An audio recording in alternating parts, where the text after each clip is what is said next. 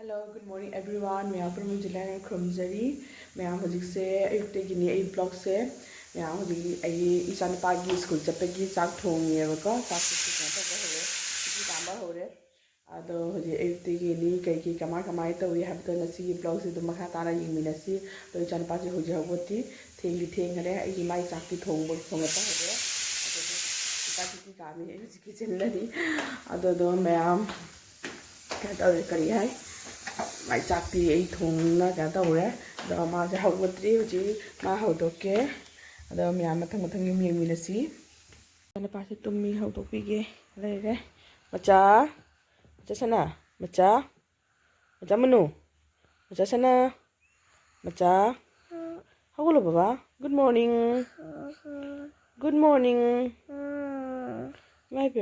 Good morning हगोलो मामा school थेंगने school ले दो रे बाबा कोई बस लानी स्कूल की बस लानी हगोलसी हेलो मैम आई मोतासिगा इसिंग असाबनीबको आई गैस की हिदाम असिदनने इचानुपागी मागी कलर्स की हापे की बैग नीबको अदुगा अइने आई हिदासिंग हापचलीबको अदुगी आई गैस की हिदाम तंग चागे आई मोतादा गैस की हिदाम तंग चाहोगे अदगी इचानुपासे अइंगता हौदोपुदुगने कपीबा साउरीबा तुमना मा ब्रश तौई अगांग अतीदी तौरो तुमना अखोय मचादी तुमना ब्रश तौई साउरीबा आई हाइदोखरे मैमदा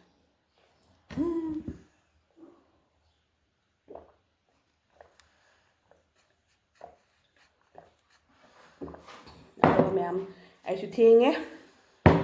मखाराना दम यिंगमिनसी मथंग कईना हाइदी क्या तौना करी है मासी स्कूल चतोइनी अदुगेगी नसीसे पापा मासु लाकनी कानीपुरदेगी को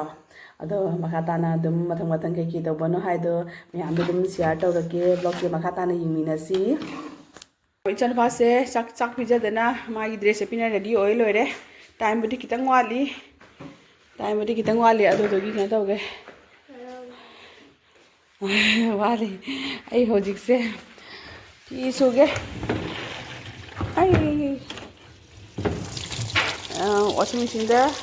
फी सुगे ngaraang se khara suraga thadokado khitang watlobanieba adodagi sinse sari tara pa school jattore ready hoire jengi se mai do hi taro muse ude kata na thiri dare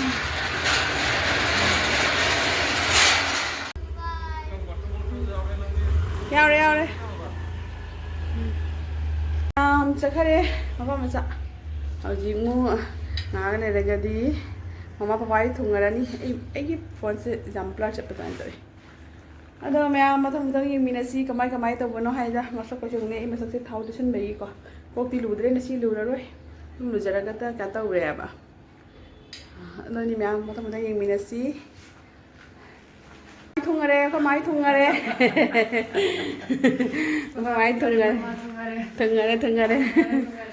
अखोय ममाना अइने अखोयगी करी हाय तमाई तन चानिंगी हाइबदोगने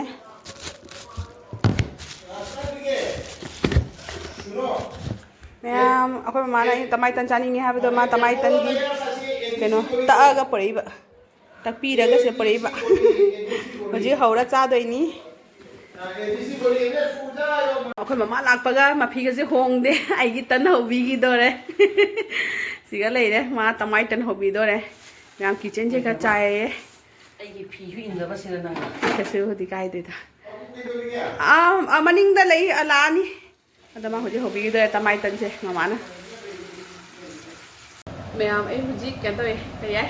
ममाना तन से हौबी रेबको तो चागे तोई माना अइना पामेना हाइबदुगा मा आती पुरा मतंग फोन पुबीरा लाएबनिको अदो कदय चा हाउ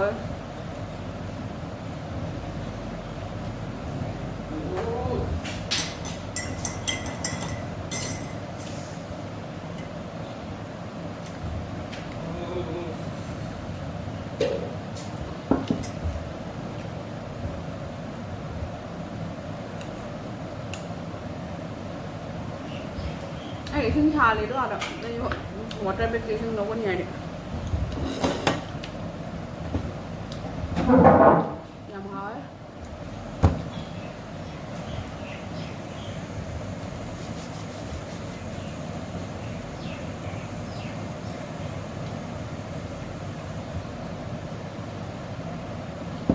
ꯌꯥꯝ ꯆꯥꯍꯦꯀꯣ ꯃꯊꯪ ꯑꯗꯨꯝ ꯁꯤꯌꯔ ꯇꯧꯔꯛꯀꯦ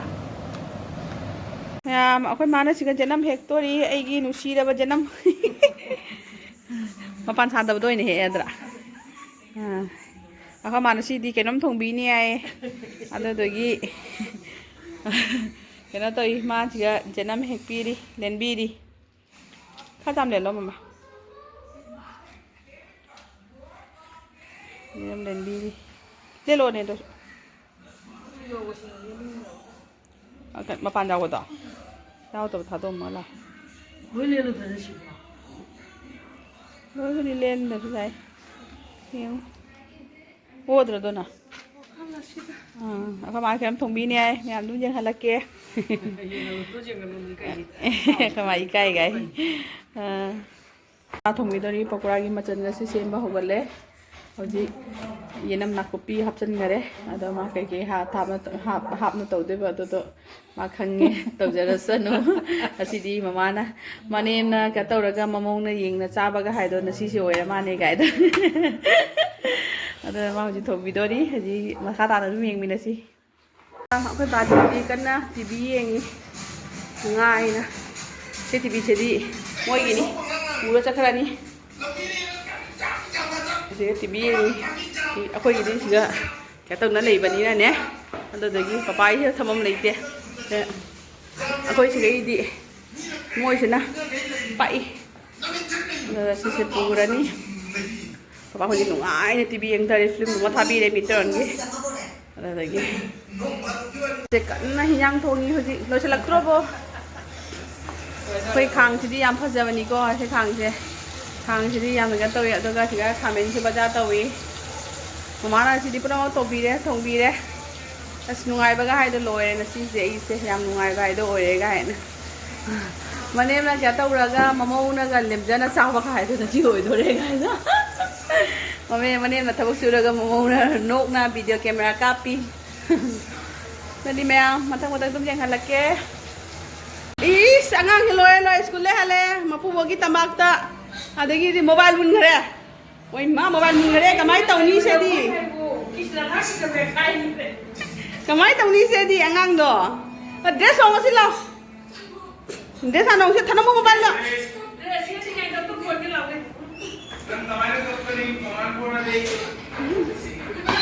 ꯁꯤꯒ ꯂꯩꯔꯦ ꯃꯊꯦꯜꯁꯦ ꯉꯁꯤꯁꯦ ꯃꯃꯥꯅ ꯊꯣꯡꯕꯤꯕꯁꯦꯀꯣ ꯑꯁꯤꯒꯅ ꯀꯩꯅꯣ ꯂꯩꯔꯦ ꯀꯔꯤ ꯌꯥꯏ ꯄꯀꯣꯔꯥ ꯊꯣꯡꯕ ꯃꯌꯥꯝ ꯄꯀꯣꯔꯥ ꯊꯣꯡꯕ ꯑꯩꯅ ꯄꯀꯣꯔꯥ ꯊꯣꯡꯕ ꯆꯥꯅꯤꯡꯉꯦ ꯃꯃꯥꯅ ꯁꯤ ꯂꯥꯛꯑꯒ ꯊꯣꯡꯕꯤꯔꯦ ꯄꯀꯣꯔꯥ ꯑꯃ ꯊꯣꯡꯉꯦ ꯑꯁꯤꯒꯅ ꯏꯔꯣꯟꯕ ꯑꯃ ꯂꯩꯔꯦꯀꯣ ꯁꯤꯒ ꯏꯔꯣꯟꯕ ꯃꯥꯁꯤꯒ ꯐꯗꯤꯒꯣꯝ ꯊꯥꯍꯧꯗ꯭ꯔꯦ ꯑꯩꯈꯣꯏꯗꯤ ꯄꯀꯣꯔꯥ ꯊꯣꯡꯕꯁꯤꯒ ꯐꯗꯤꯒꯣꯝ ꯊꯥꯏ ꯃꯔꯛꯇ ꯑꯣ ꯃꯔꯛꯇ ꯀꯩꯅꯣ ꯇꯧꯔꯦ ꯐꯗꯤꯒꯣꯝꯅ ꯅꯟꯁꯤꯟꯈꯔꯦ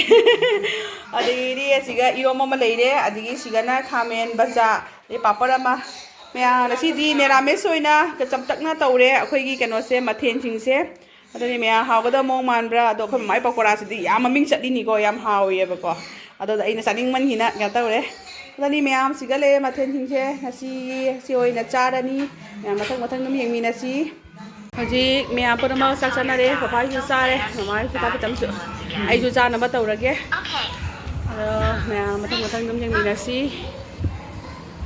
ꯕꯣꯏꯁꯦ ꯆꯥꯛꯆꯥ ꯂꯣꯏꯅ ꯄꯣꯊꯥꯔꯤꯕꯗ ꯃꯥ ꯇꯨꯝꯍꯟꯕ ꯄꯤꯗ꯭ꯔꯦ ꯃꯕꯣꯛꯁꯤꯅ ꯑꯁꯤꯒ ꯄꯤꯌꯥꯅꯣ ꯑꯃ ꯄꯨꯔ ꯂꯥꯛꯑꯦ ꯁꯤꯒ ꯃꯥꯒꯤ ꯑꯗꯣ ꯈꯣꯡꯉꯣ ꯌꯦꯡꯉꯒꯦꯅꯦ ꯏꯁꯩ ꯁꯛꯑꯣꯅꯦ ꯑꯣ ꯑꯁꯤ ꯄꯨꯔ ꯂꯥꯛꯑꯦ ꯑꯗꯨꯗꯣ ꯃꯥꯒꯤ ꯁꯔꯄ꯭ꯔꯥꯏꯖ ꯑꯣꯏꯅ ꯑꯗ ꯃꯁꯨ ꯅꯨꯄꯥꯁꯤꯅ ꯑꯗ ꯈꯣꯡꯗꯔꯤꯑꯕ ꯏꯁꯩ ꯑꯗꯨꯝ ꯁꯛꯂꯣꯗ ꯀꯩ ꯏꯁꯩ ꯁꯛꯇꯣꯏꯅꯣ ꯑꯝꯇ ꯁꯛꯂꯣ ꯍꯥ ꯑꯣ ꯇꯠ ꯇꯥꯔꯦ ꯋꯦꯌꯔ ꯇꯠ ꯇꯥꯔꯦ ꯍꯔꯦ ꯀ꯭ꯔꯤꯁꯅ ꯍꯔꯦ ꯀ꯭ꯔꯤꯁꯅ ꯁꯛꯇꯣꯏꯔꯣ ꯀꯩ ꯁꯛꯇꯣꯏꯅꯣ ꯐꯖꯅ ꯁꯛꯑꯣ ꯃꯥ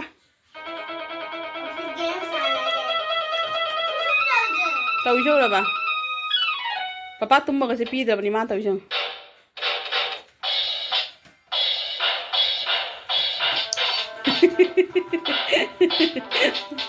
वा हाइए 서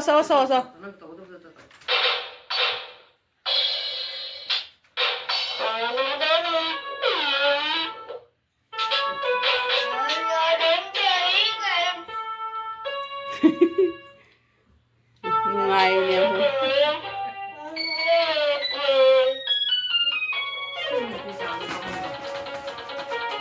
야니도 밥 먹었어.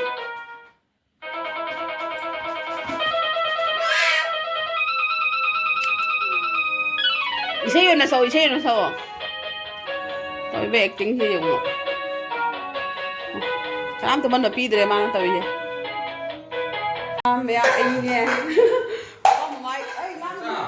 papa mai nè moi nè chắc khare không nha ba एकदम lang mana हमरा tv pu bai kana to bai da adon video am ta ka phau dre ai chan pa ni用 ai xong rồi phim bố show me eat rồi